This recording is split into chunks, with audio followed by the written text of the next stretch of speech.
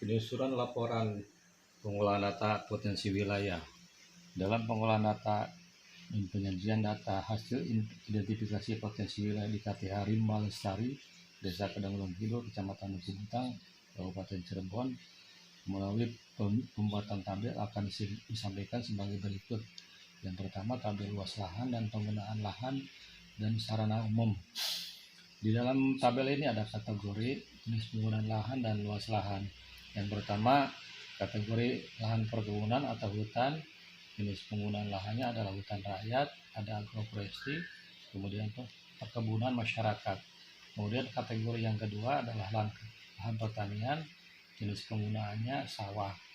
Kemudian kategori yang ketiga adalah lahan kritis, jenis penggunaan lahannya adalah lahan tidur. Kemudian tabel yang kedua yaitu tabel pendukung dan menghambat pemanfaatan sumber daya alam dan sarana umum. Di dalam tabel ini ada potensi, faktor pendukung, dan faktor penghambat. Pada potensi yang pertama adalah hutan rakyat, faktor pendukungnya luasan hutan rakyat dan agroforestry, kemudian dukungan pemerintah. Kemudian potensi yang kedua, lahan tidur, faktor pendukungnya terdapat KTH yang akan mengelola, kemudian adanya penyuluh kehutanan. Kemudian potensi yang ketiga adalah mata air, faktor pendukungnya adalah terdapat areal hutan alam.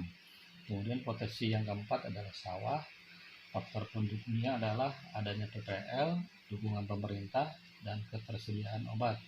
Kemudian potensi yang kelima adalah kebun, faktor pendukungnya adalah adanya PPL dan penyuluh kehutanan, kemudian luasan kebun jagung.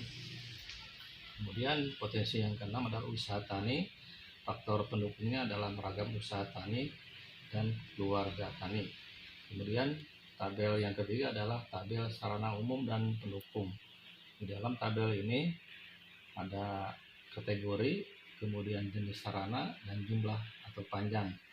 Kategori yang pertama itu jalan, jenis sarananya adalah jalan desa. Kemudian yang kedua adalah kategori pendidikan, jenis sarananya adalah sekolah dasar. Kemudian kategori yang ketiga adalah kesehatan, jenis sarananya adalah posyandu.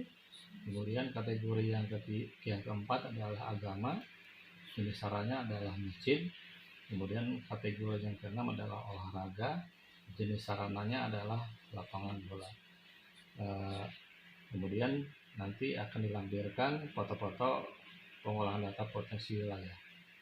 Demikian kami sampaikan proses penyusunan laporan pengolahan data potensi wilayah.